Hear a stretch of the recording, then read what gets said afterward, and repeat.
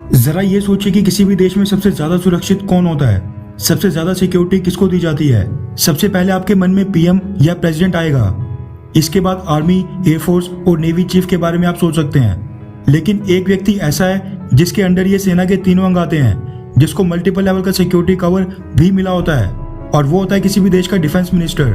वो भी देश के हाईली सिक्योर्ड ऑफिशियल्स में से एक होता है जिसको मल्टीपल लेवल का सिक्योरिटी कवर मिला होता है। और फिर अफगानिस्तान जैसा देश जहां पर तालिबान और सिक्योरिटी फोर्सेस के बीच लगातार संघर्ष चल रहा है, फिर तो वहां पर डिफेंस मिनिस्टर की सिक्योरिटी सबसे ज्यादा अहम हो जाती है। मगर हुआ इसके बिल्कुल उल्टा, और अफगानिस्तान के डिफेंस मिनिस्टर की सिक्योरिटी में पिछले कल सबसे बड़ी सेंध लग गई, जिसको लेकर अफगानिस्तान ने अब भारत से मदद मांगी है। दरअसल पिछले कल अफगानिस्तान के करंट डिफेंस मिनिस्टर के घर के बाहर एक कार बॉम्ब धमाका हुआ, जिसके बाद हमलावर और सिक्योरिटी फोर्सेस के बीच 4 घंटे के करीब लगातार गोलाबारी चली।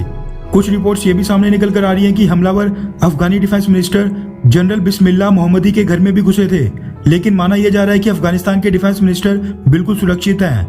लेकिन ये हमला अपने आप में बड़ा कुछ कहता है, क्योंकि ये अफगानिस्तान की राजधानी काबुल के बीचों बीच ऐसे इलाके में हुआ है जो हाईली सिक्योर्ड माना जाता है। यहाँ पिछले राष्ट्रपति से लेकर कई मेंबर्स ऑफ पार्लियामेंट और बड़े बड़े अधिकारियों के घर हैं। ऐसे में पहले तो अफगानिस्तान की राजधानी काबुल में हमला, और फिर वो भी डिफेंस मिनिस्टर के घर के बाहर। ये साफ दर्शाता है कि अफगानिस्तान सरकार और अफगानिस्तान सिक्योरिटी फोर्सेस तालिबानियों के सामने धीरे धीरे कितने बैकफुट पर जाते जा रही हैं। हालांकि इस कार बॉम्ब धमाके के बाद चारों हमलावरों को मार गिराया गया, मगर ये बहुत ही बड़ा सिक्योरिटी लैप्स था।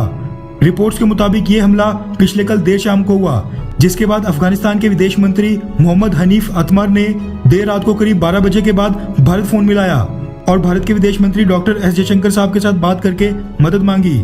वैसे आप सोच रहे होंगे कि अफगानिस्तान ने भारत से क्या मदद मांगी। वो तो एक दिन पहले भारत से कोई भी मदद मांगने से इनकार कर रहा था। तो आपको पता ही होगा कि हाल ही में भारत ने यूएन सिक्योरिटी काउंसिल का प्रेसिडेंसी पद संभाला है, जिसके चलते यूएन सिक्योरिटी काउंसिल की कमान भारत के हाथों में है। ऐसे में अफगानिस्तान के विदेश मंत्री ने डॉक्टर एस जयशंकर साहब से मांग की है कि तालिबानियों द्वारा की जा रही ह्यूमन राइट वॉयलेशंस और हिंसा पर भारत यूएन सिक्योरिटी काउंसिल का एक इमरजेंसी यानी आपात सत्र बुलाए, जिस पर फिर सभी सदस्य देश चर्चा करें और ये सुनिश्चित करें कि तालिबान को कैसे रोका जाए।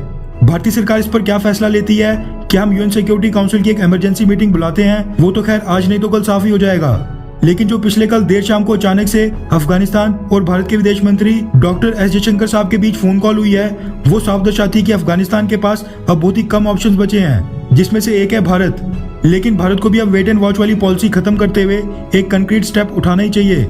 अगर अफगानिस्तान में हम अपनी सेना नहीं उतार सकते तो कम से कम अफगानिस्तान की सैन्य ताकत को तो बढ़ा सकते हैं। हम उनको हथियार, अटैक हेलीकॉप्टर्स या एयर स्ट्राइक्स के लिए कुछ फाइटर जेट्स की एयर सपोर्ट तो दे ही सकते हैं, क्योंकि अब तो अफगानिस्तान की राजधानी काबुल के अंदर इतने बड़े बड़े हमले होने लगे हैं, जो दर्शाता है कि अफगानिस्तान के कितने गंभीर हालात हैं। ये तो खैर मेरी राय थी, लेकिन आपका इसमें क्या मानना है? क्या भारतीय सरकार की अभी वाली वेट एंड वॉच पॉलिसी बिल्कुल ठीक है, हाँ या फिर नहीं? हमें कुछ तो करना ही पड़ेगा।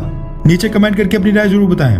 अच्छा सुनो, चैनल को सब्सक्राइब करो, उसके बाद घंटी बजा देना ताकि अगली वीडियो आपसे मिस ना हो पाए।